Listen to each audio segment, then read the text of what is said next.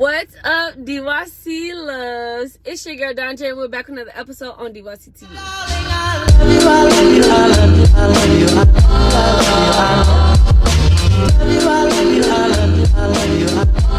Welcome back to my channel. If you are new to the channel, y'all, hey, how you doing? My name is Donje. Make sure you like, comment, subscribe, and share this video. And if you just coming back because you rock with your girl, hey, how you doing? Y'all, please like, comment, subscribe on this video. Like, I mean, subscribe, share, y'all. We on the road to 1K. We are more than halfway there, y'all. I'm telling y'all, if we get to 1K before July 18th, 2024, 12 a.m., I'm going to jump out of a plane, okay? Like, I'm going to go skydiving for y'all. So let's get me there, okay? Y'all can tell by the title and the thumbnail what we're going to be talking about today. Obedience is better than sacrifice. This is my testimony. When you hear God clearly say something to you, obey. Like, do your best to obey. What I'm finna tell you, I pray that I pray that it encourage you to listen to God the first time. Somewhere in Hebrews, because I don't have the scripture like right off the top of my head, but it talks about how obedience is better than sacrifice. Y'all, God doesn't need our sacrifice. He already gave us his son. He does not need our sacrifice. He wants our obedience. He wants to know, even though we don't want to do certain things, but since he has told us, since we love him, since we want to do his will, we're going to do it. Like, everything God tells us to do, we not gonna want to do it. But are you going to be obedient? And not being obedient is a form of witchcraft.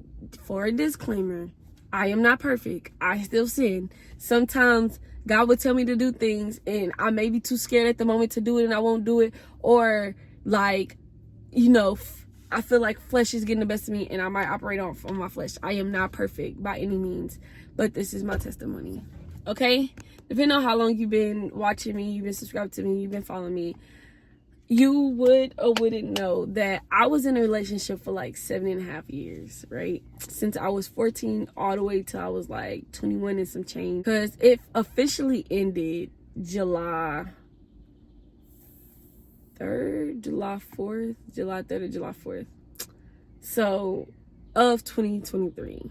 So, yeah. So, in this relationship, I was brought to Christ. Like, I was dating a PK, so his parents came to school one day, invited me to church, blah, blah, blah. So one day, I was in church, and we had prayer, right?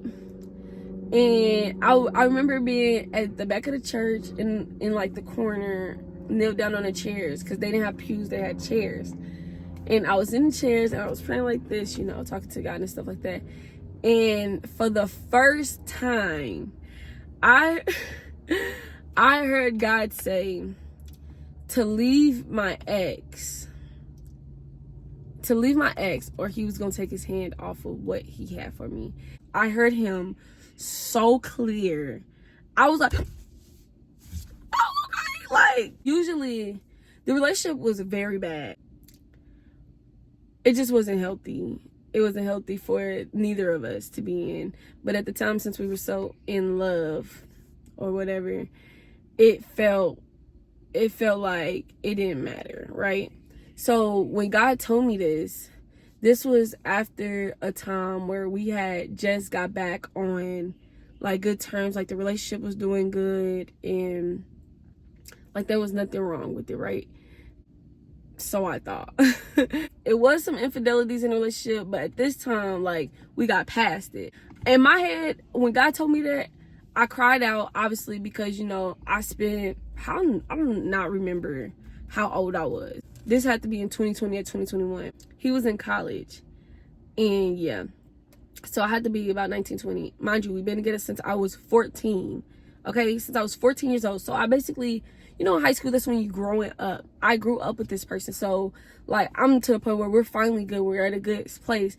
And God tells me to leave him. Mind you, I had just got a brand new car. I went from a 2007 Volkswagen, Jetta Volkswagen. And God put me in a 2014 a 2014 Chevy Malibu. Mind you, my baby, my favorite car. So after God told me that, I went to my first lady, which was his mom. And I was like, I believe God just told me to leave him, or he's going to take his hands off of what he had for me. And she was like, I believe you heard God clearly. I'm crying. I'm like, but I don't want to. I don't want to leave him. Like, I finally have him. Like, he finally being nice to me. He finally not cheating. Like, we're finally good. Like, God, why? Why are you doing this to me? And at the time, I do not know the plans that the Lord has. I don't know his thoughts. I don't know his ways, because his ways are not my ways and my thoughts are not his thoughts. Like, and God is a God that does all things well, right? But that was not my mindset. That was not my mindset. My mindset was, what are you talking about? Like, we just got good. And I went home. I got on the phone and was like, hey, so I was at church and I was praying, and I just believe God told me to leave you, or he was going to take his hands off of what he had for me. And I talked to your mom about it, and like, she like said that she believes I hear God clearly. So I think I need to leave you. It's time for me to leave you. And he was like, why would God say something like that when we're good? He was like, why would God? This is so embarrassing, but it's my testimony, so it's not that embarrassing, you know. Jesus dropped the charges already. But he was like, why would God tell you that when we're good? Like, nothing's going on, we on good terms, everything's going good. Why would you think God would tell you that? I was like, well, your mom agreed, so she believes I hear God clearly. And I heard his voice. I did. So he goes and say, well, they don't want us to, like, I told him, like, your mom agreed. He was like, well, they don't want us together anyway, so why would you even believe that? Like, they just want us to break up. So I'm like, okay. Well, let me talk to God more about it. And every time I would go to God and be like, well, do you want me to leave him? And all you hear was yes. Or I'll be like, God, if I pray to God, I'll be like, God, what do I need to do? He would be like, leave so-and-so. Like, God only asked me, like, when I tell you, at the time, God never asked me for anything, okay? That was the first thing I've ever had God ask me. Like, God never asked me to stop cursing. God never asked me to stop smoking. Well, I didn't really smoke, but, like, I smoked before. God never asked me to, like, stop having sex. He never, like, specifically said, Donje, stop doing these things. But God told me to leave him. Like, God told me this. Like, I heard him. After my ex said what he said to me, it was like, well, maybe it's just me. After I went through all of that and basically ignored God and what God said, it was either a week or 2 weeks later, he came back home. So we hung out, right? I don't know where we was coming from. Like, God would still be like, I told you what to do. I told you to leave him, and you didn't leave him. And I'm like, well, I don't want to leave him, so I'm just stay with him. I was like, I'm just gonna stay with him. And then, God, if you don't want us together, you just separate us, right? And God like, okay, bet. One day we were driving when he came back. One day we were driving back to my apartment, and so I was turning out of something, and I was in the middle lane, you know, the middle yellow lane, the turn lanes, because I had to turn. It was so much traffic. So I was like driving down the middle lane so I can turn, because my turn was coming up. So there was no point in me getting out the middle lane because my turn was like coming up. There was a car zooming out of, what was it zooming out of? There was a car zooming out of like a gas station or something. And she hit on his side, not my side, right? She hit on his side. I could have been dead, y'all. Like, he could have been dead. He could have been dead. Like, oh my gosh. I had my seatbelt on, so my seatbelt tightened on me, like, really, really bad, right? So everything went black and silent. And then I could hear ringing, and then I opened my eyes. And he hurried up, and he got out the car, and he came over to me, and oh my gosh, when I tell y'all, it was just so manly how he did it. Like, I was just like, oh, he didn't even check on himself. He just came over to me. But he started screaming, her arm broke. Her arm broke. My arm was not broke. Put me in the ambulance, and all I hear is the lady out there screaming and stuff, right? So we're not even gonna get to like the whole scene and stuff like that. Somebody drove my car back to my house and they took me to the hospital, right? So at the time, my godmom, I don't know where mom was at, but my godmom, she came to the hospital. We in the waiting room, and she gonna say, well, what did God tell you to do? Girl, when I say that about, what? I looked at her and was like, who you been talking to? She said, I'm just asking you a question. I'm getting so defensive because the moment I got in the ambulance, I kid you not, the first thing that came to my mind is, God told you to leave him. Obedience is better than sacrifice. Just saying that, I got so defensive. I was like, being very like rude and disrespectful. Please forgive me, Lord. Being very rude and disrespectful because like, I know, but I love this dude, right? So I still, even after that, you would think, even after me almost lose my life, because mind you, he's not even hurt. He's fine. Nothing is wrong with him, okay? He's perfectly fine. Perfectly fine. No aches, no bakes, nothing. He's fine. He's good. Mind you, when the car hit, it hit on his side, not my side. And I'm airbags, all my airbags out. I'm in the worst condition. We leave the hospital, stuff like that. I'm still with him. So let's push it to 21 or 22 before I came to college. I was still at the same church, right? There was a girl, oh my gosh. There was a new girl that came into the church. The girl walks in the church and I hear God as clear as day say, that's his wife. And I said, what? And it was like, that's his wife. When I tell you, it was over. I started bawling, crying. Like right where the same chair, the same spot where God said you need to leave him before, or leave him, or I'm going to take my hands off of what I'm doing for you, is the same place he said, that's his wife. And I looked at her and I just started crying. I'm his wife. What are you talking about? Like, what? So, did I leave him? No. After service, I went up to the girl. I just went up to her, like, trying to get to know her, being her friend and stuff like that, ignoring what the Holy Spirit said, because I'm like, that it wouldn't be her. And then, like, I thought since the little brother was like, well, I'm gonna get her, and I was like, oh yeah, let me push that theory. So what God just told me don't work. So witchcraft. Disobedience is a form of witchcraft. After I spoke to her, stuff like that, I left, I went home, and I called him, and I was like, hey, so-and-so, God showed me your wife today in church. Mind you, I'm his girlfriend. I'm like, God showed me your wife. God showed me your wife today in church. And he started laughing. He's like, here you go again. Like, oh my gosh. Like, God did not show you my wife. How is God gonna show you my wife? Like God ain't God. Like, he ain't do whatever he want. But he's like, how is God gonna show you my wife? And I was like, God showed me your wife today in church. And he was like saying that and laughing in my face. I was like, okay, I'm tripping. Because I was tripping last time, right? Okay. Time goes by. So many problems started to happen because of my disobedience. So mind you, I'm still with the dude, and we start having problems. The whole time, I'm telling him, like, you better not mess with this girl, right?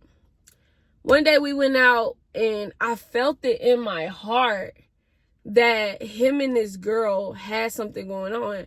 So I'm sitting down at the table, and they just got so much in common. Mind you, me and this dude don't got nothing in common. Like, I don't even know why we started dating in the first place, because we never had anything in common.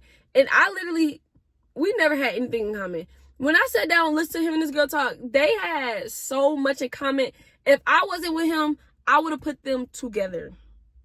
That's how much they have in common. Like, that's how good they are for each other. So I'm like, I'm watching what God said before my eyes be fulfilled. Now, I don't got nothing to do with where they at right now. I don't know where they at right now. That ain't got nothing to do with me. But this is what I'm watching, I'm seeing it, and I'm getting jealous, I'm being envious. I'm like, well, I don't want to feel these things, so I'm gonna just be the girlfriend. I'm trying to be the girlfriend, but it's like a blockage to where, like, I can't be this girlfriend. Like, I remember I took her back to her dorm one day, and I tried to have conversations where we had nothing in common. Like, it was just like, how you got so much in common with him? I've been with the dude for like 5-6 years now, and what? So, like, this is how I knew I wasn't his wife, and that God really said what he said. But I still ignored. Trust me, I still ignored. I'm not gonna lie. But one day we left, what is it called? It's not Incredible Pizzas. Gaddyland. We left Gaddyland. And I asked him, I said, well, y'all got so much in common. It's like, me and you don't have nothing in common. Not barely food, okay? I was like, what values do I add to your life? This dude sat here, the first thing that came out of his mouth was, you know how to fix cars. What car do I know how to fix? Like, yeah, I could put oil in my car, breaker fluid, because I could tell you, I could guide you through how to put a tire on. Out of the 5-6 years we've been together, I know how to fix a car. And I only had a car for like 2 years of my life. Oh, okay. Right.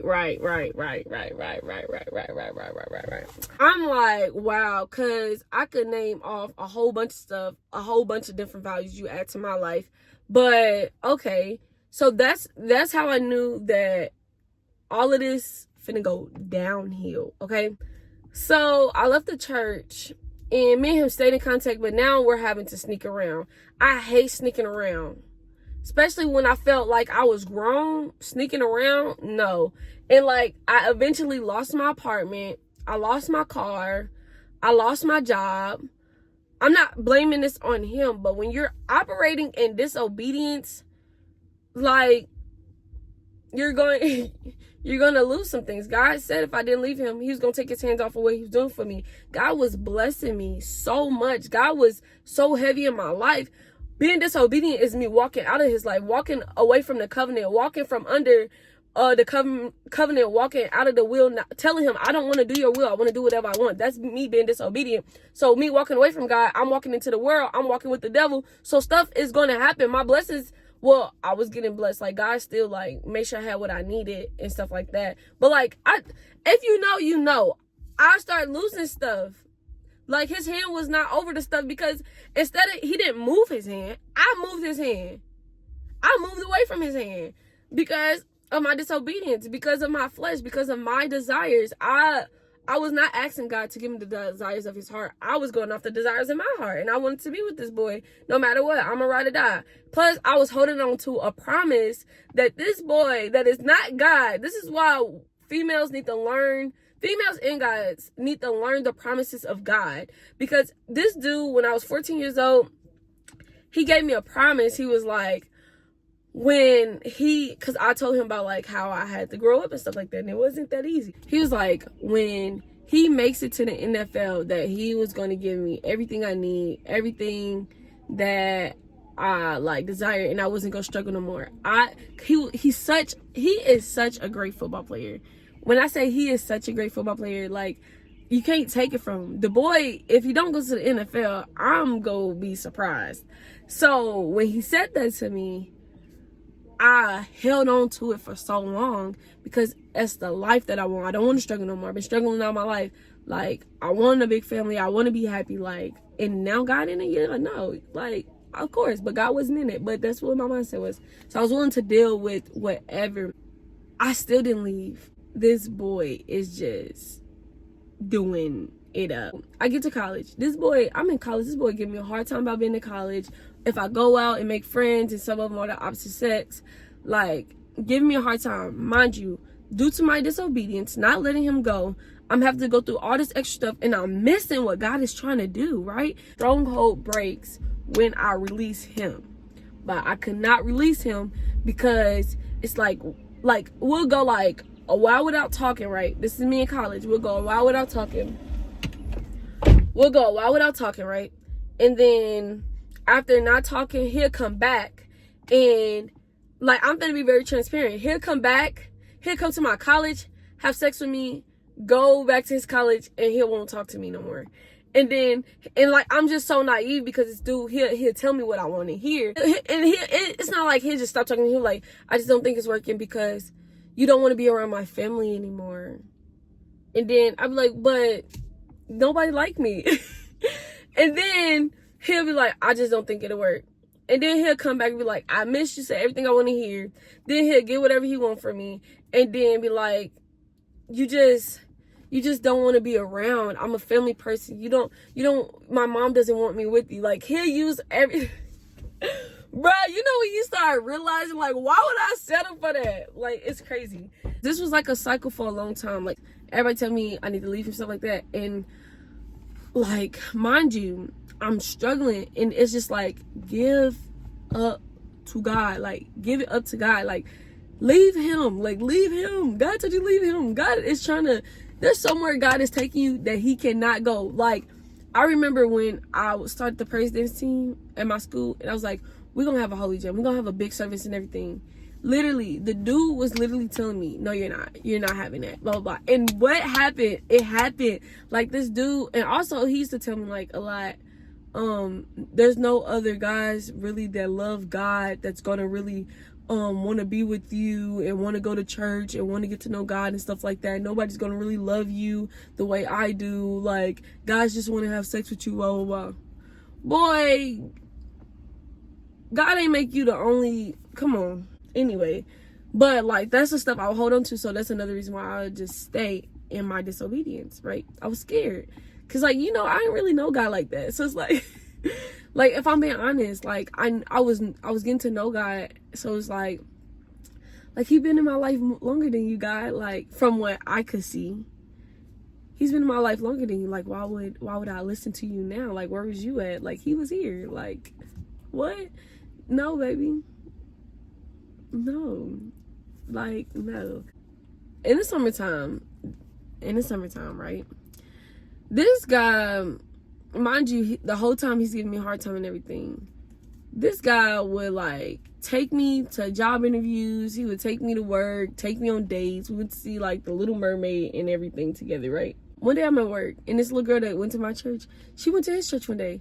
And she called me, and she was like, yeah, I was sitting with your ex and his girlfriend.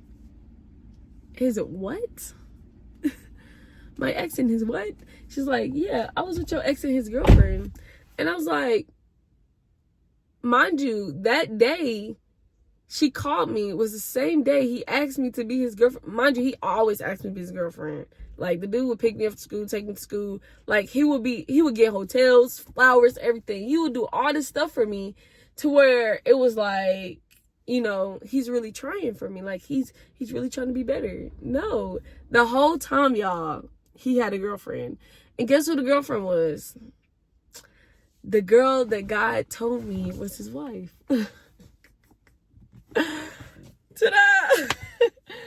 And it's like, what God say is gonna stand. So when I found out that, I was like, girl, you don't love yourself. You got to do better, okay? So from that day, I was like, all right, God, I'm gonna trust you. I'm gonna trust you with my life. I'm gonna trust you with my heart. I'm gonna trust you. Because even a whole year and a half, what you said still came to pass, still remains. I don't know if they're married. I don't know what them people are doing. But if they are, look at God. Like, what? Let me tell you what has happened when I chose to be obedient. When I chose to be obedient, I got delivered from torment. I was getting tormented for years. Years. I couldn't think straight. I never had a sane mind because I was getting tormented so much. I got delivered from torment. I received a family that loves me. I have a car. I have a new car. I'm in college and I started my clothing line, got some apparel. I have a praise dance team. I actually started a ministry on campus, Revelation of Faith. I kid you not. I became leaders at other campus ministries. I've been on retreats. I've been on free trips to Florida. I have friends around me that truly love me and truly support me, truly love God. I have a sane mind. I have joy. I mean, yeah, I have my days, you know, I'm human. But like, God is so evident in my life. The more he grows me, I just know he's just gonna do more. And I have no drama. My life is drama free. I don't have to worry about trying to fit myself into a place where I don't belong, or where I don't fit. And I don't have to worry about nobody cheating on me. I don't have to worry about nobody doing me wrong. And I just have peace. I have peace. And I love God in a way I never loved him before. And I know who Jesus is. Like, me and him, like, locked in, you know. And I have an understanding. I don't have nobody, like, making me feel bad for being who I am. I'm just free. No more shackles, no more chains, no more bondage. I am free, okay? So, the soul tie is even gone. Like, okay, let's talk about the soul tie being gone. Because that's what the real stronghold was, okay? But yeah, this testimony don't encourage you to be obedient the first time. Like, yeah, that was my first time hearing God's voice.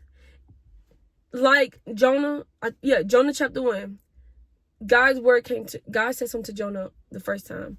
Jonah chapter 3. God spent the block and said it the second time.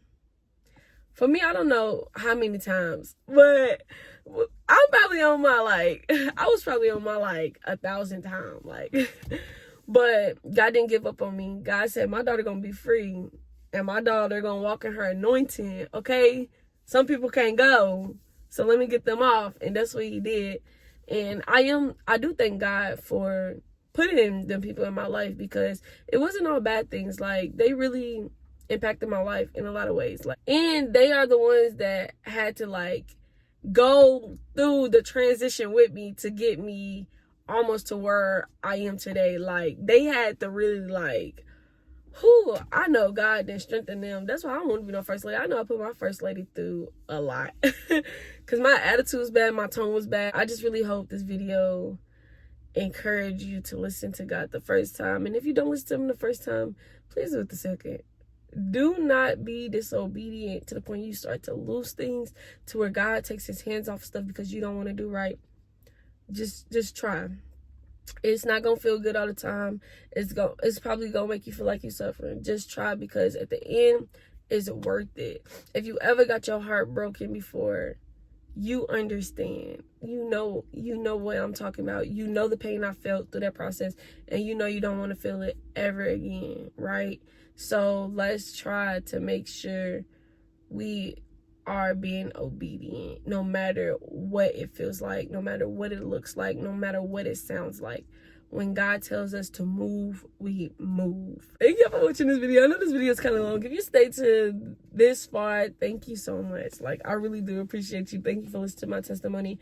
But yeah, thank y'all so much. I really appreciate y'all. Make sure y'all like, comment, subscribe. Y'all give me the 1K before July 18, 2024, so we can get to 1K and jump out of a plane. But yeah, with that being said, thank you, Lord. Thank you. DYC loves you. Already know my name. If you ain't with me, you need to be saved. And we forever screaming, hallelujah. Peace.